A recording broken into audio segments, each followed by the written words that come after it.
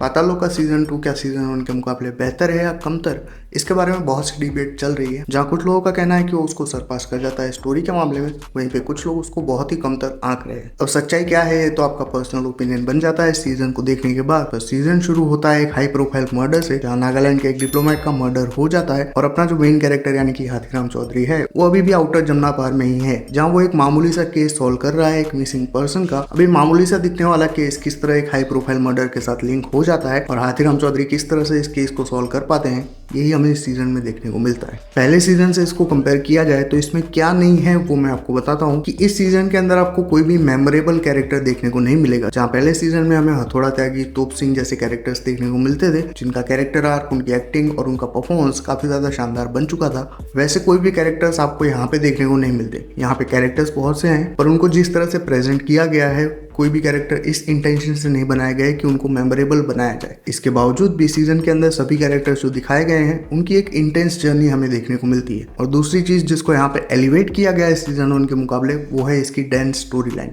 जहाँ पहले सीजन में कहानी जो है वो इन्वेस्टिगेशन के जरिए हमें दिखाई जाती थी और वो किस तरह से सडनली डार्क टर्न ले लेती थी, उसी तरह यहाँ पे भी कुछ डार्क टर्न्स आपको देखने को मिलेंगे। पर हो सकता है कि कंट्रोवर्सी से बचने के लिए जो भी डार्क टर्न्स यहाँ पे दिखाए गए हैं उनको एक डायलॉग में महज निपटाया गया है, जिसके चलते उनका इम्पैक्ट उतना नहीं होता जितना सीजन 1 में हमें देखने को मिला था। पर इसके बावजूद भी ओवरऑल जो स्टोरी यहाँ पे कवर की गई है उसको सीजन 1 के मुकाबले भी काफी गहरी तरह से लिखा गया है, पर उस कहानी का जो एग्जीक्यूशन है वो उतना मासी नहीं है, जिसके चलते ज्यादातर लोगों को ये पसंद नहीं आ रही। तीसरी चीज जो यहाँ पे चेंज की गई है वो है हाथीराम चौधरी का कैरेक्टर। अब पहले सीजन में हमें हाथीराम चौधरी देखने को तो मिलते थे, पर उनके अलावा भी बहुत से कैरेक्टर्स थे फोकस के अंदर, पर यहाँ पे पूरा फोकस हमें हाथीराम चौधरी के कैरेक्टर पे ही देखने को मिलता है। और इसी के चलते बोल सकते हैं कि जयदीप अहलावत अपने कंधों पे इस सीजन को कैरी करते हैं, जो कि बहुत ही अच्छी तरीके से परफॉर्म भी किए हैं। साथ ही उनकी अटेंशन टू डिटेल एक्टिंग और वन लाइनर्स भी आपका ध्यान खींच के ले जाते हैं, जो कि टेंस और सीरियस सीरीज को एक कॉमेडिक रिलीफ भी देते हैं। और साथ ही इस सीरीज के अंदर बहुत सी चीजों को एड्रेस किया गया है, जहाँ कोरोना में किस तरह से लेबर्स को काम ना मिलने पे वो कौन से रास्ते अपनाते थे, इस चीज को भी एक छोटे से डायलॉग के थ्रू यहाँ पे रखा गया है। और साथ ही सीजन 1 के मुकाबले कुछ चीजें हमें यहाँ पे कम भी देखने को मिलती है, जिसमें पहले सीजन में जहाँ पे इन्वेस्टिगेशन हो रहा था, यहाँ पे भी इन्वेस्टिगेशन तो दिखाया गया है, पर साथ ही पॉलिटिक्स के ऊपर भी उतना ही फोकस किया गया है। अब मैं ये नहीं कह रहा कि यहाँ पे जो पॉलिटिक्स है उसको गलत तरीके से दिखाया गया है, पर इसकी वजह से इन्वेस्टिगेशन का जो पार्ट है वो काफी डम डाउन हो जाता है। और इन्वेस्टिगेशन के टाइम में भी बहुत से ऐसे क्लूज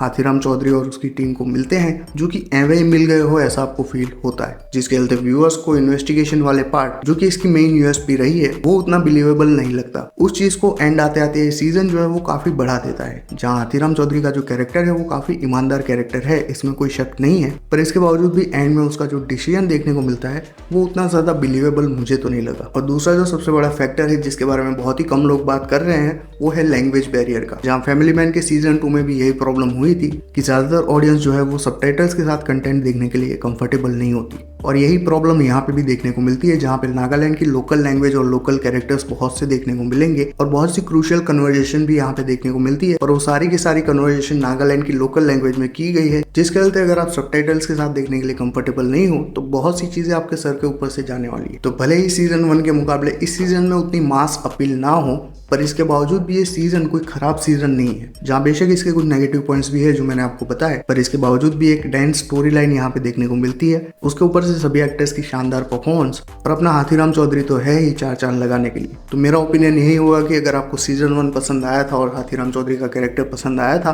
तो इस सीजन को बिना किसी नेगेटिव रिव्यू के इन्फ्लुएंस में आए बिना ही आप देखना, जिससे आपका अपना खुद का ओपिनियन क्रिएट हो पाए इस कहानी को लेके। विद दैट बीइंग सेड, ये था मेरा ओपिनियन इस सीरीज को लेके। अगर आपने ये सीरीज देख रखी है तो कमेंट्स में अपना क्या ओपिनियन बनता है बिना स्पॉइलर के शेयर कर सकते हो, और वीडियो पसंद आया तो लाइक कर देना, बहुत पसंद आया तो चैनल को सब्सक्राइब भी कर लेना। मैं मिलता हूँ इसी तरह के एक और वीडियो में, तब तक कीप बीइंग फिक्शन फैंस।